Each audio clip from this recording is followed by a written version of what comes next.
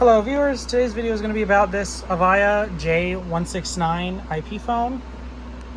This phone is Avaya's part of Avaya's new J series lineup. Not new, but newer.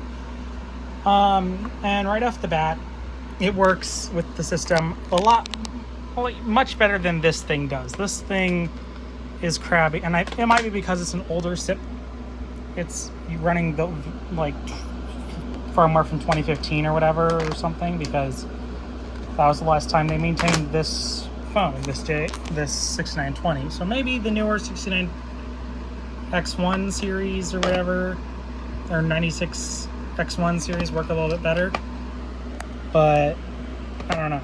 I haven't tried one. But basically, this phone is kind of similar to the 8800 series, the Cisco 8800 series, and it's kind of trying to give both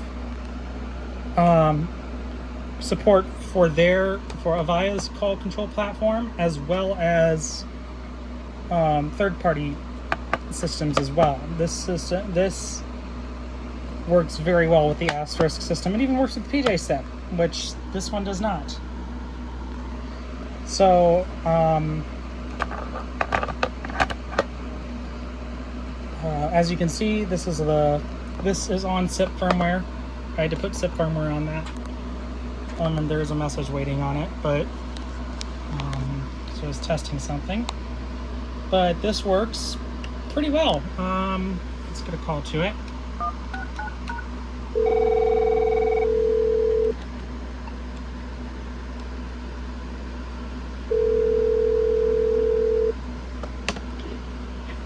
And I can pick up and answer it.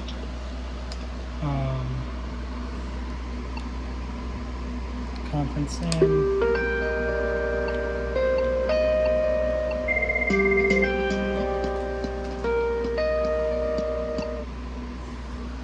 And they are conferenced together.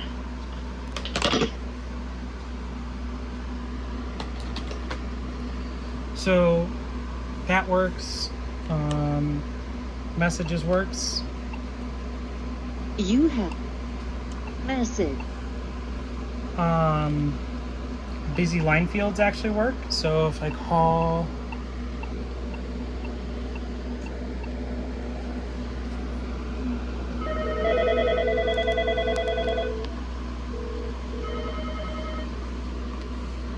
so as you can see, busy line fields work. And if I pick up, it goes red. And I can actually pick up from this phone as well, because I have the pickup prefix programmed in.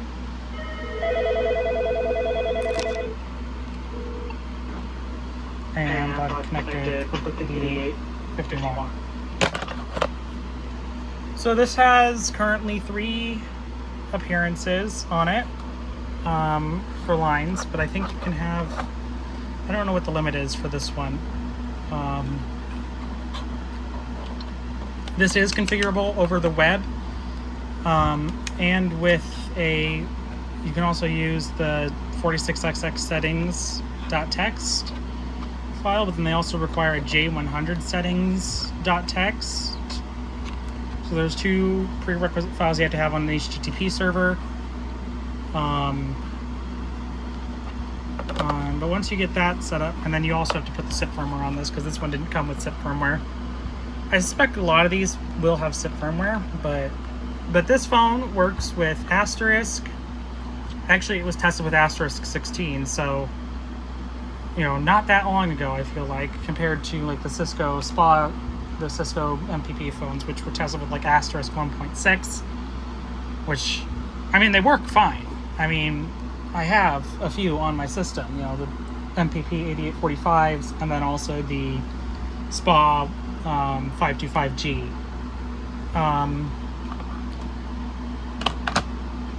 But so yeah, message waiting indicator works. I'm trying to think what else. Paging, I have not gotten to work, and intercom, I have not gotten to work. I tried enabling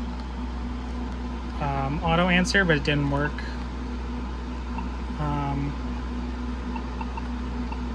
Now I'm guessing when this is on H323 and on an Avaya system, you know, it kind of acts more like, you know, how Avaya systems act, where you have your red, that is your lines, or I can't remember if it's green or red, but you know, you select your line and it has a light next to it, and then when you pick up the phone, it turns the other light on, you know, like, but on this system it doesn't do that. It does that. It just lights both lights up. Interestingly though, if I do, like if I dial an incomplete feature code, I get a special information tone, which is strange. And then this light, the green light, flashes. I don't know why they flash the green light. If I dial an invalid number,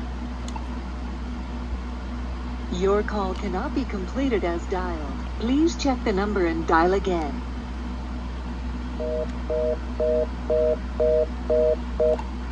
and weirdly it rings. The audible ring is in the same cadence as the Mitel 5300 series. However, the actual, when the phone's coming in, getting an incoming call, it doesn't ring in that same cadence. So let me show you. I can show you the outbound.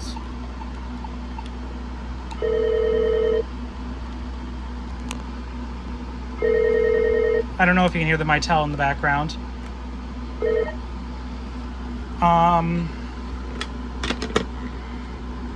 But I'm trying to think anything else that I can show on this phone. This is a monochrome display on this phone. It's basically very similar to the 8811, which I don't have near me right now. I have the 8851. But yeah, so your menus are, so phone takes you to the home phone screen. This button is your menu. So you have features that you can enable, applications, which I don't know how much of these actually work. Settings, you can set your different settings here, so like alerting, bunch of different things here. Applications, audio, you set all the audio settings, and the ringtones, which for the most part on this are the classic Merlin ringtones. You know. Then it also has these.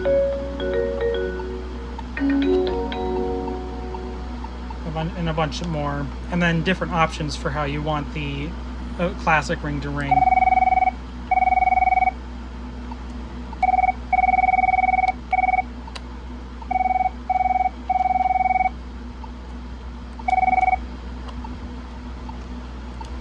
So yeah, those are your options there. Network information just sets this up, and I don't know what Avaya Spaces is. Probably their special thing. But I've also seen these phones rebranded for like Ring Central and stuff like that. But and then there's administration. So you enter your craft code 27238. That spells out craft, and then you can get into the craft menu.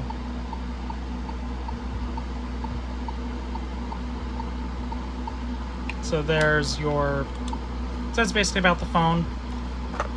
For some reason it fought with my DHCP server, kind of like this one did, where it fought with the DHCP servers and would not get an address. So I had to manually program in an address on this phone, but once I did that, it worked. Also, another interesting thing, this one has a link light on the bottom, similar to my 1165E does over there. It has a link light on the back. This one has a link light on the bottom, right by the Ethernet port. A little bit interesting, if I say so myself. And think if there's anything else I can say. Not much. You also have your missed calls, which lights up when you have a missed call. You have your speakerphone and this nice blue mute button, as well as headset. The handset is kind of like the Digium phone's handset, except it doesn't have a, instead of the magnet being up on the bottom, it's on the top. The Digium phone, the magnet's on the bottom. So it doesn't have a hook switch, it actually just uses the magnet. I think that's it. Yeah. So, you know, BLFs work on here. This phone is technically compatible with Broadworks, which is kind of surprising, Ring Central, and a bunch of other systems, as well as Asterisk. So this phone works quite well on this system. Anyway, if you have any questions, you can in the comments down below. If you like these videos, maybe consider subscribing. Thank you for watching, and have a good day.